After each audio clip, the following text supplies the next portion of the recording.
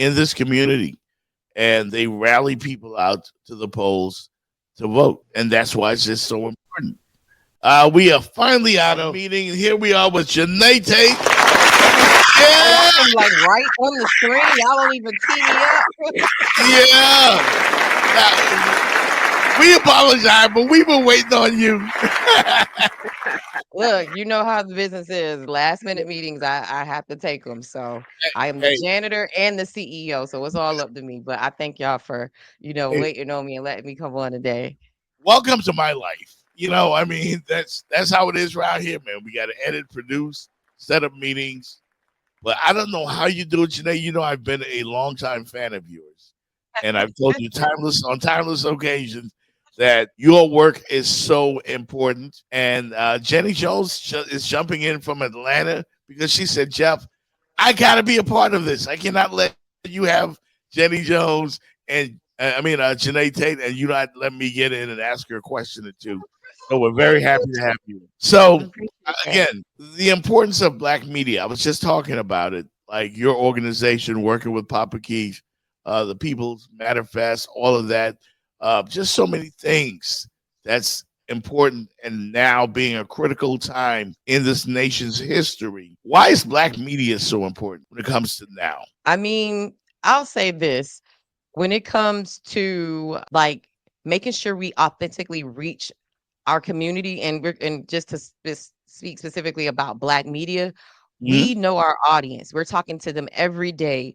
We're giving them information every day. And so it just makes perfect sense that if a candidate or party is trying to get information to the community in a real way, that you come to black owned media as a source and an outlet to work with. And we don't see that happening. Also, too, black owned media is a little bit different than mainstream media in the sense of we advocate for our community.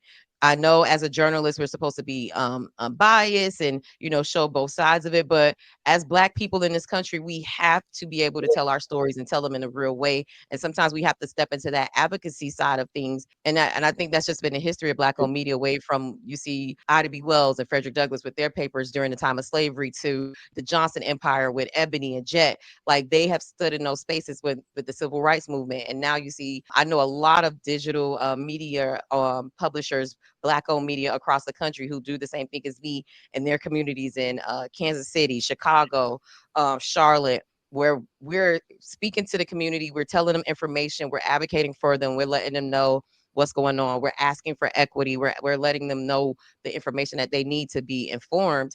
And so I think that's also too a really critical part, especially in an election like this, where we're giving people information so that they can make the best decisions and letting them know like the real about racism or all the other isms in the United States that they should be aware of, whether that's a party or candidate or a ballot issue. Like we can stand in that space to be able to give them that information. And that to me, that's the importance of black media and the mission and purpose of it. Yeah, we felt compelled here, Jenny and I. We discussed it.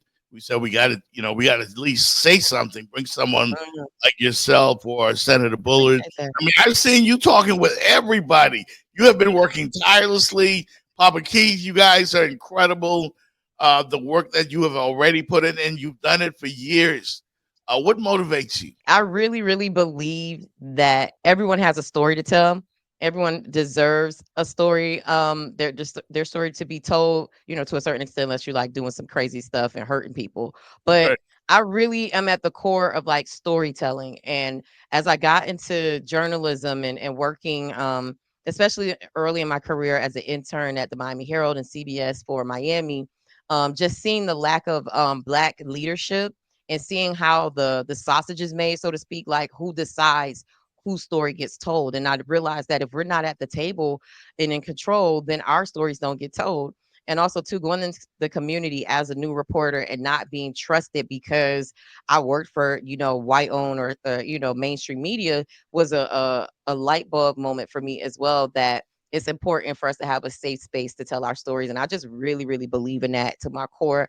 I love black people. I love people of color. I love like the disenfranchised like community. Like if you're the underdog, so to speak, when it comes to mainstream, like I have a heart for you. I want to tell your story. And specifically for me, my platform is for black and brown millennials. And so that they have a special place in my heart to be able to inform them and tell their story.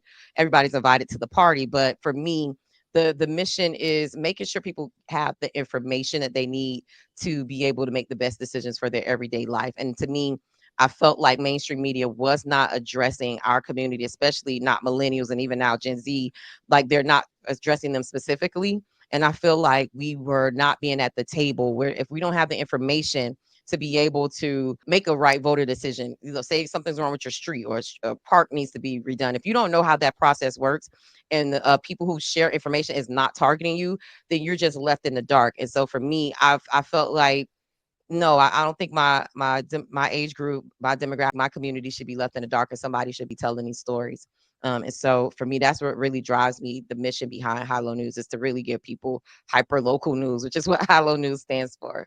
Yeah, so it's so needed in our community, and of course, Jenny's joining us from ATL, my co-host, and I'm sure she That's has in a question. Atlanta for our Online News Association conference.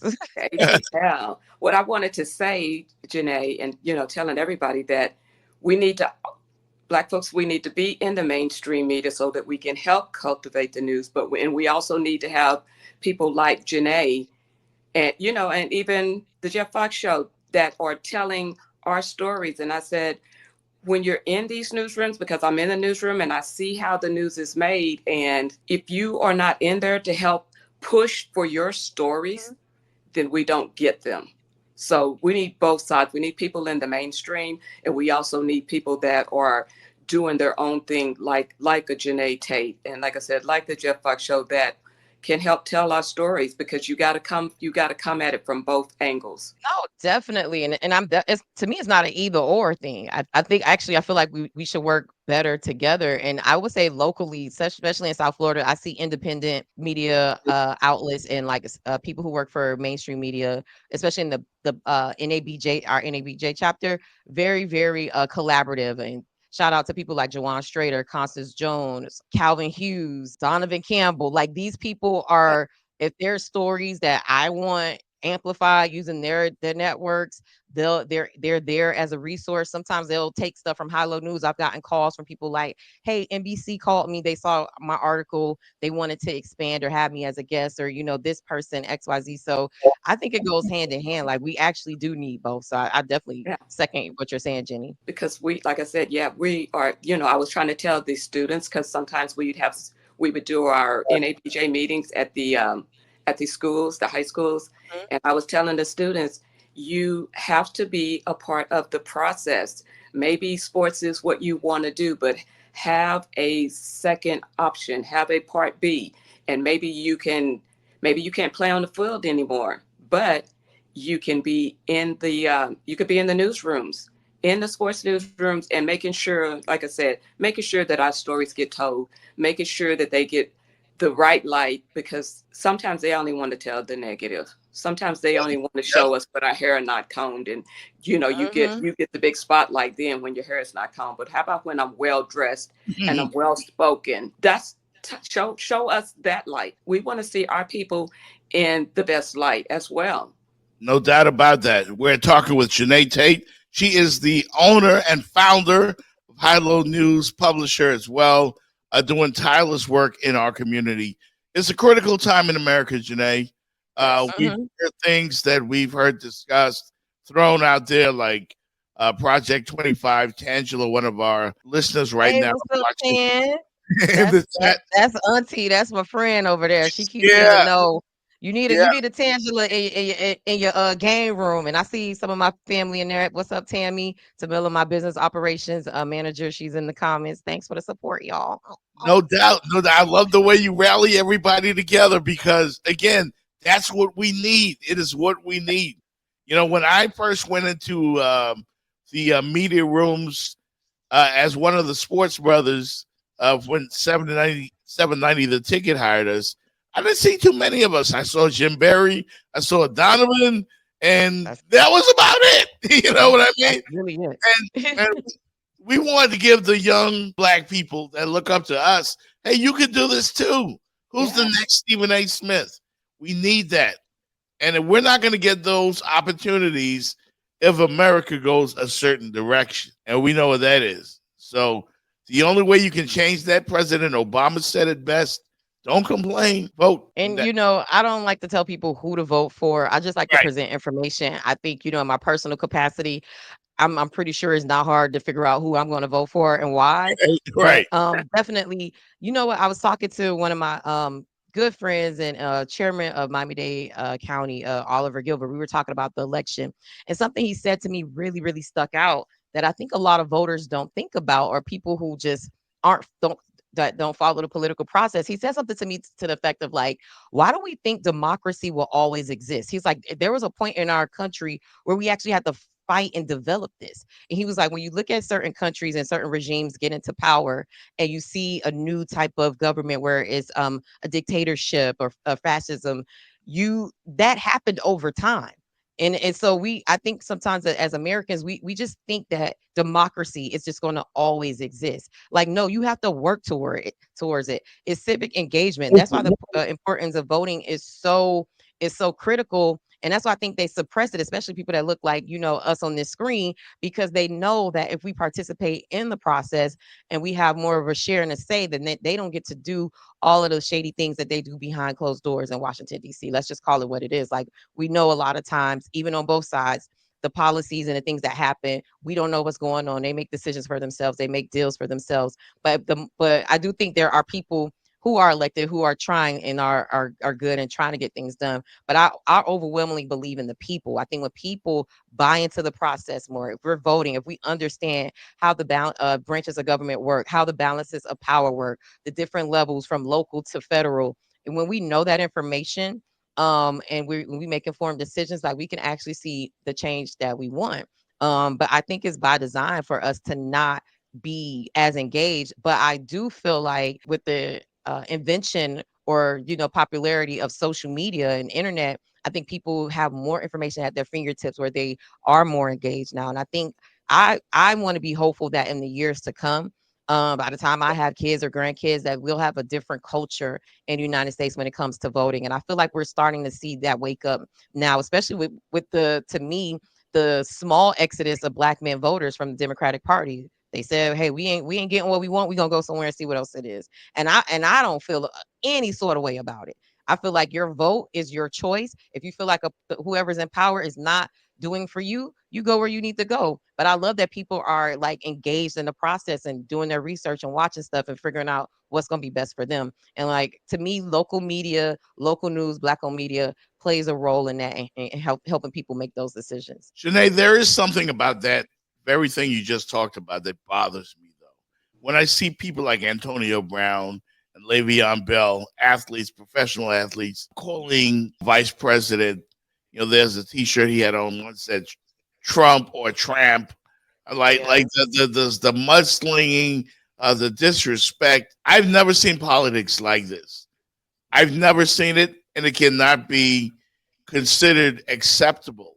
And I think a lot of the media is finding it, is making it acceptable. That's why guys like you, guys like Rep Your City TV, Jenny just said it. That's why we're so important. Because I'll tell you a quick story. My own daughter came to me and said, "Daddy, I'm going to vote for Donald Trump," and that's fine. I said, "That's fine." I said, "Why are you going to vote for Trump?" "Well, he gave us money." I said, "No, he didn't. No, he didn't. He put his name on the check. That wasn't personally from Donald Trump." I had to educate her, and I was shocked that she didn't know that. That goes for a lot of people. I totally agree. And I think on one level for me, I'm a little bit alarmed and concerned and sometimes scared at the lack of knowledge on how people, or what people know about how, like, the government works. And so that's why, like you said, the importance of media, making sure we get it right and try to give people fair and balanced coverage is so important, because then you would know that's not what he did. Congress passed that. As a president, he signs the bill, and he can do that, or he can Right. sign the check. But you see that it's a big billboard for him, and every president does it. But if you knew that, like, if you know that about government, then you would have known, like, oh, whatever bill is passed through Congress, the president has to sign it, so it's going to look like it's coming from him. And, most presidents take credit for it, but if you actually know the process, you know that, it wasn't up to, if it was up to Donald Trump, that wouldn't have gotten passed. Like that wasn't his idea. Yeah. Like that was Congress that did that. And so it's it's just it's a little bit alarming how much people don't know, but it just enforces the fact that people like myself and us need to exist to keep trying to push back to that narrative. And even to your point about Antonio Brown and some of the athletes that have come out and gone to Trump rallies. I mean, like I said, you can vote for whoever you want to vote for and believe or want, like, whatever their policy is, their issues, whatever you want to vote for them. I do not like the extremism from both sides of the party, because right now I'm getting lit up on social media because we did a show recently, me and Papa Keith, our show That Part podcast. We interviewed a conservative radio host, a Black Republican, Shelley Winter. Yep. He actually went viral recently on CNN for calling. He said the field Negroes vote for Donald Trump and the House Negroes vote for Kamala. That guy. So we had him on the show. We actually had him booked before he even went viral for that. And so what we wanted to do was just have a conversation, not so much a debate. Of course, I push back on a lot of things, but sometimes I just let him cook just to kind of see what is your thought process behind this. And so I'm getting criticized because I let him on the show. People are telling me I need to delete it. They're telling me I'm not professional. And I'm like, I'm a journalist. I want to tell both sides of the story. And I could present that in a way that I feel best for my audience, that they're going to be able to digest it. And I do see people, even though they're voting for Kamala, I see some Black men who are saying, hey, I kind of see what he's saying, or he actually articulated his point well. And so what I'm seeing is like this extreme in both sides of the parties, where, like, why does Kamala have to be a tramp, for you to vote for Donald Trump? Or why does Kamala have, why does Donald Trump have to be like, or I mean, I get why people are saying like he's a big idiot, he's this and that, like, but why do we have to get into the personal side of it? I'm like a policy Yes. person. What are they going Yes. to do? What laws, what resolutions, what things, executive orders are they going to pass? What opportunities are they going to make available that's going to make our life better, that's going to give us equity as Black people in this country? And to me, that's where it stops and begins. And I think too, in American culture, we have this disillusioned way, or this, to me, I feel, incorrect way of looking at our politicians. They're not God, they're not your daddy, they're not your pastors, they're not your mama. They're people that you elect to do a job. They work for you. And I don't feel like we have the power and authority in that as voters. Like, we look to them as like these demigods, and that they're supposed to be the all-knowing. And I think that's why we see some of that extremism, and, like, especially in the MAGA side, the Trump supporters. It's like they're not even listening to what he's really saying. And even to me, middle America, white America, especially the working class white America, if you think about his policies, they really disenfranchise you. They really don't benefit you. But because he's saying something that you like on one side of it, you're voting against your whole best interest because of these one things that really don't even affect your everyday life. Like, because he's being arrogant and nasty, and the whistleblowing, the overt and sometimes overly obvious racism, because that touches something in you, you're going to vote against your best interest. Like, look at the policies that he enacts. It doesn't help working class poor people at all, and that's for any color of person. But to me, for some reason, like I said, the culture of our politics is we want it to be so romantic and so flowery, and this kind of like weird religious type of energy towards it. And I think that's also too part of the problem. But I think that goes back to the way we educate our students in school and the way we teach them, and that's also too a government thing and a voting thing. So it's to me, all that stuff is tied into one. I remember, Jenny, go ahead. I was just going to say, yeah, can we skip all of the name calling and all the insults and everything like that, and stick to the issues? Give me the issues, like Janey said. How can you make my life better? How can we avoid not going backwards, because we want to go forward? It's 2024. We're trying to go forward. We're not trying to go back. We're not trying to lose our vote. We're not trying to we're just not trying to go backwards. We're not trying to get back on the boat. We're here to stay. We're going to make our stand. And yeah, we moving forward. Yeah. And however we have to do that, that's what we're going to do. And it starts with voting. It does. And that's why we're telling everybody, man, it's so important to vote. You can't just complain about stuff. Yeah. As President Obama always says, don't complain, don't boo, vote. And I wanted to ask you, Janey, and you, Jenny, when did this political game because it's always been intense, but it's always been classy as well. Like I remember Obama against Mitt Romney. You know, there wasn't so much mudslinging, and I get it's obvious that it started with Donald Trump, but did he unveil something that was always there, or did he just suddenly change the game? No, I think he made it okay that if you wanted to be racist, to just come out of the closet.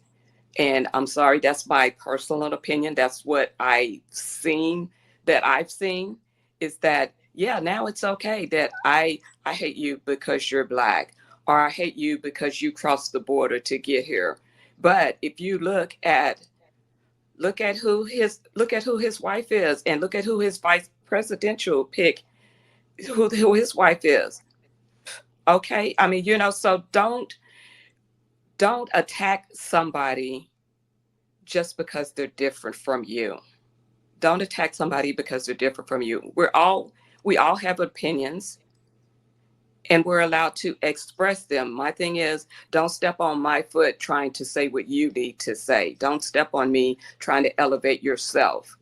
Just stick to the facts. And like I said, tell us how we're going to fix things and make things better, actually make things better, make a difference in the world. Janae, do you believe that this election can go off peacefully?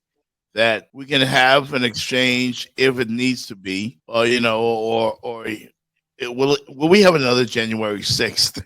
It's what I'm asking, and I'm hoping we don't, but I don't know. I really don't know. I'll well, what to back up to the previous question about like did Donald Trump start something or did this already exist? Mm. I feel like people forget that slavery existed for what, like 400 years. Jim Crow segregation, that's another 70 years. And we don't really become free in the real sense of like treated as real people until like the 1970s. So like about 15 years, 20 years before I'm born, that's when black people started to get treated with some respect. And so I think that politics was classy, or we weren't seeing this stuff maybe in the 70s, 80s, and 90s because white people were in power. Like it was no reason to be this overtly racist because they were still in power. Like we had our few gains, yeah, Oprah's here. We have some elected officials making it into office and doing things, but when what Obama revealed was there was a shift in the structure, in the power structure. And I think that's when a lot of people who still believe in a lot of those old Dixie racist ways, that's when they felt like the power slipping out of their hands and the country looking like something where they would actually have to share in power or maybe lose power with. That was the representation to me of Barack Obama. And so now we're at this point of like there's this active fight politically and socially, I think, between people who want things to go back to where they were and people like us who are like, nah, we're not finna, You're not. we gonna keep forward, moving forward. But also too, historically, let's think about the Civil War. Like American politics has its periods of like friction within parties. Like, so like presidents have been assassinated like because of policy. So I think sometimes we look at this and it's like, this is the worst it's ever been. Yeah, but then all of our lifetime, it's probably stands for people who were around during like the civil rights movement or before, if they, if they're still alive. But we haven't seen it in our lifetime. But historically, which is why I think information and education is so important. I'm like, if we look back to what we used to be, there have been times in American period where we have had friction, where people have fought, and we actually went to war. What we need to do is learn from the past, and we don't need to have a civil war. Which we don't need to be fighting each other. We're more alike than we're not alike. I say this all the time. I actually probably have a lot more in common with the Southern white person, probably saying that they're like not racist or not, but I probably have more in common with them than I would like a liberal white person from New York or California. Like I actually relate more to them because I mean, even though Miami, we're our own thing, we're our own Right, country, so to speak, but we're right. still the South. There's still a lot of Southern tradition and values and culture that I relate to somebody maybe from a Virginia or Alabama or Georgia. And so we're more alike than we like to think. And I think unfortunately, the racial lines is where a lot of us dissent. And unfortunately, and I wish people will wake up. But to me, like Donald Trump has just awakened or he just brought back he brought to the forefront something that was always there to me. And in regards to Yeah. January 6th, I think I got a report from somebody out of the Tampa Bay area that was saying that they've been hearing that there may be some unrest. And we know once you get outside of West Palm Beach, really even Broward County, Florida is effing red. Like, so that area, maybe they're getting some alerts on, like, to be cautious if Donald Trump doesn't win, and that maybe there may be some rioting. I personally don't think Americans are that are that fit. I think they're a little lazy. I think Oh we're keyboard God. hangsters.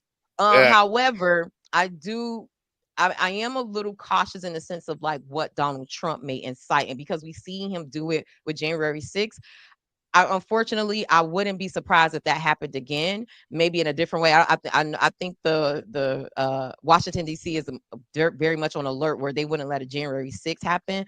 But I not only want to put it out in an atmosphere what I think could happen, because I don't even want somebody to get an idea. But I think Donald Trump, if he goes that far and he's talking really crazy, he's really extreme ways, talking about he wants to get rid of the Constitution and give police immunity and all these other things, and put jail his political opponents. I think if he is immature and doesn't concede, that we could possibly see violence, and I think that people should be prepared. And we have the right to bear arms, and I'm not going to be opposed to anybody protecting themselves in a fair way if somebody's coming at them. Like, I mean, if that's what happens, it happens. I just hope it doesn't, and I hope that we have a peaceful transfer of power, which is what our country, has done well. But Yes. I just don't have a lot of hope for what Donald Trump may try to incite. I'm praying that the FBI and the federal government and state governments and local governments are on it and watching it, so that we don't have to do that. Because unfortunately, in that, like we saw on January 6th, police were killed, innocent people were hurt.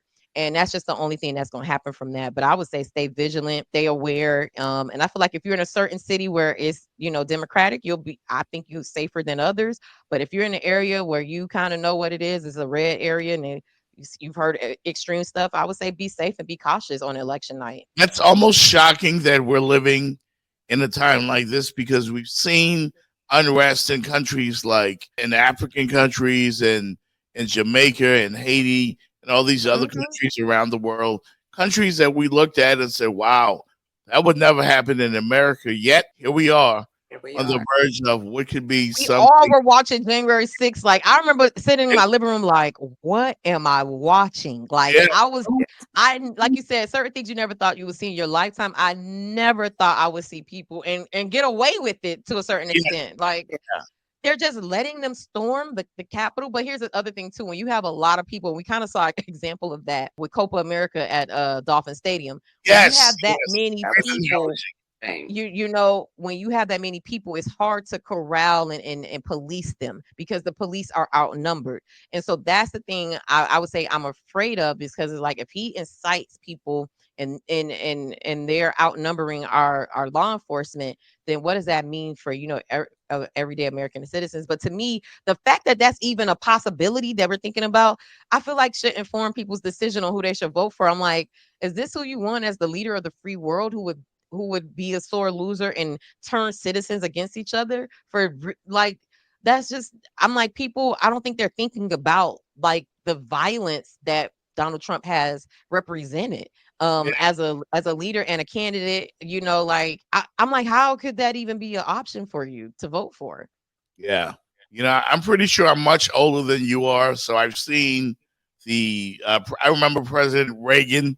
I vaguely remember Gerald Ford, respectable Republicans, John McCain, what's his name, Cheney. Just you've seen people that you can have a conversation with. It seems like right now we just, for both sides, to have a conversation, to come to some sort of common ground.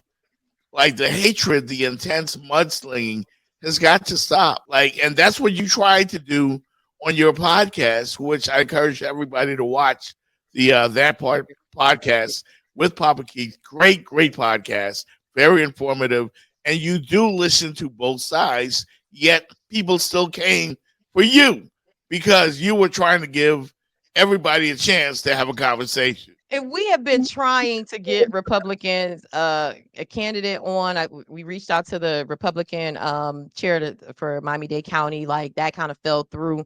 But we've been actively, like at least I have, I've been DMing their Instagram trying to get interviews because I want to be able to present all sides. It was too late for me to start doing the research for the Green Party. I want to interview independents.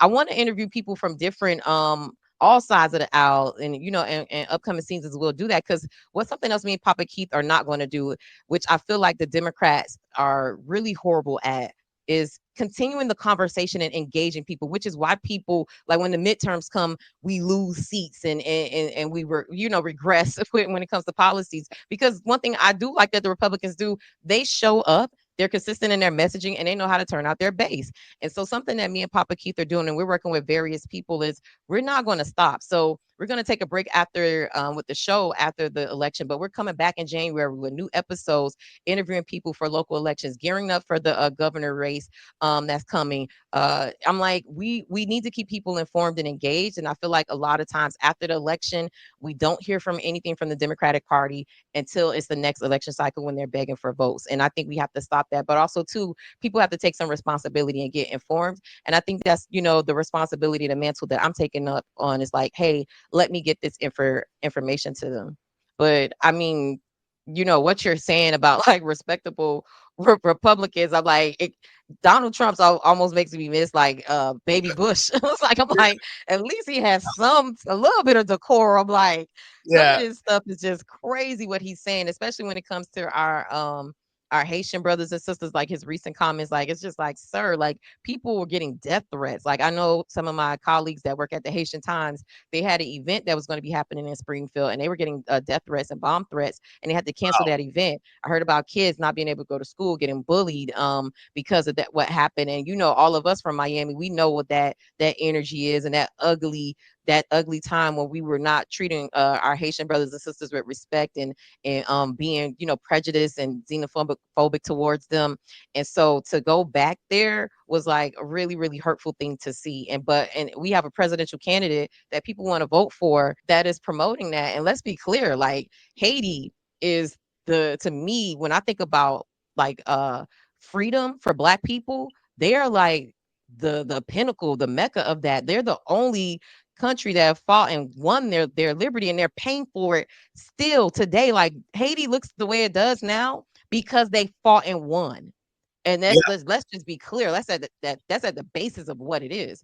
And yeah. so to me, to not have respect for Haiti and our Haitian brothers and sisters, and understand why they have to come to America now for help because of what's going on in Haiti, I just can't stand for that ever. Like I can't support somebody who would do that. It's along with all the myriad of things that he's done. No doubt. and, We encourage everybody to exercise their right. Go ahead, Jenny. and trying to take away the education. I mean, taking away the books, taking away what we're trying to take away the Department of Education. We're trying to take away things that are going to keep us, either take us backwards or at least just keeping us stagnant. No, we're trying to grow. That's why we have to go and vote. Absolutely. Absolutely. This conversation could go on all day amongst us. I just hope the left and the right can get it together. Like that song, but left, right, right, do it. Left, right, right, do it. Just do it. Communicate. Let's exercise your right. Vote for whoever you want to vote for. And let's keep it peaceful, because Yeah. my At the biggest end of the day, fear, yeah, whoever you vote for, my keep it biggest fear, peaceful. man, is that it gets nasty, because America's not a banana republic. To put it mildly, we're not that, but the rest of the world is watching, guys. The That's world is definitely. watching. Janey Tate, thank you very much. Thank you. I Very appreciate insightful. it. I gotta get Very, you on my show. We gotta do some exchange of the content. do I got to talk about the Dolphins? As long as I can talk about the Hurricanes, we're great. Yeah. Thank you so much, You. man. People, the comments have been, they love you. Before you go, I want you to tell everybody where they can find your content. Tell more about Hylo News, the That Part podcast. should get an award because great stuff from you and Papa Keith. Thank you. Look, first of all, that's this how bad I am about promoting because I'm like about to hop off. Like, all right, bye. Got a meeting to go to, but I want to say thank you, Jeff, and Jenny for having me on the show. I don't do a lot of press because it feels weird, as you guys know, like to be on the other side of it. But I appreciate you, for extending your platform to me, allowing me to talk to your audience so they can learn more about Hylo News, which if you're looking at the screen, if you search Hylo News on any platform, you'll be able to find us. But we're on Instagram. That's the one I promote the most. And TikTok, those are the two right now that we're really trying to push. So HYLONEWS. For exclusive content, you could go to our website and our email newsletter, HyloNewsMiami.com. You can sign up for our email newsletter there. So for our loyal followers, we share exclusive content for them. And so, like I said, follow us on social media. Also, too, I want to give a quick plug. I'm the vice president of the Miss Black Florida USA Scholarship Pageant. Shout out to all of the South Florida contestants that's going to be competing in the pageant in Pinellas Park on November 9th and 10th. If you'd like to support us, go to MissBlackFloridaUSA.com or go to our Instagram page, make a donation, support the local title holders. We are the largest scholarship pageant in the state of Florida supporting Black women and teens. So definitely want to give them a quick shout out because that's one of my passion projects. I'm volunteering, doing that, investing my own personal money into it because pageants is the way that I actually got into journalism. I'm former Miss Miami Gardens 2011, and without pageants, I don't get my first internship at CBS. And so for me, it holds a special place in my heart. And also too, I believe that our young women should have different examples of role models. Like no shade to the sexy reds and all of them, but I feel like women having another example of what a role model can be for our young girls is also important in this day and time. Excellent stuff from you, Janey. Thank you once again. Keep doing what you do, man, because we need you. We need some. As Uncle Luke told me, we need boots on the ground. We need some soldiers. And I think you guys are certainly there fighting for everybody's right to know the truth. And that's all it is. That Part Podcast, Papa Keep Gonna Kill Me. That Part Podcast, you can find it through Hylo News as well because we always post it. But if you want to follow us on Instagram and YouTube, we're there. That Part Podcast 305 on YouTube and That Part Podcast on Instagram. And I host that with 103.5 The Beat radio host, syndicated radio host Papa Keith. A lot of y'all know him from OG in the radio game. He brought me along this journey with him, and we're having a good time interviewing people and talking about social issues and politics. Again, thank you, Jeff. Thank you, Jenny. I appreciate y'all. I see y'all out. Y'all my NABJ people. So this is family. Yep. This is like a reunion. No doubt, man. Appreciate you. All right. Take care, man. That is the great Janey Tate. Wow. We have talked about that moment for such a long time. Good stuff. Informative stuff. A lot of knowledge. Can I? Yeah. Nominate my complete jerk because I think we didn't do one last week. But can I nominate my complete jerk? Absolutely. You need me to hit the jingle for you because I'll make it really official for you right now. That jingle. Jenny Jones. Time to find out who's making stupid look good on this segment of Complete Jerk on the Jeff Fox Show, brought to you by Remix Sports Media. From athletes to coaches, actors to astronauts, and everyone in between, no one is safe from being the next Complete Jerk. It ain't safe. Wasn't there a rap song that said that one time? It ain't safe. It ain't safe. I don't know. You wouldn't know, but. Who's your complete jerk, Jenny Jones? Who's your complete jerk? Or jerks is anybody that doesn't vote in this election. Oh, nice. Back around, anybody that doesn't vote, you're a complete jerk. Whatever happens or doesn't happen, you took a part in that by not voting. Yeah, nice by you. Nice play of words there, Jenny Jones.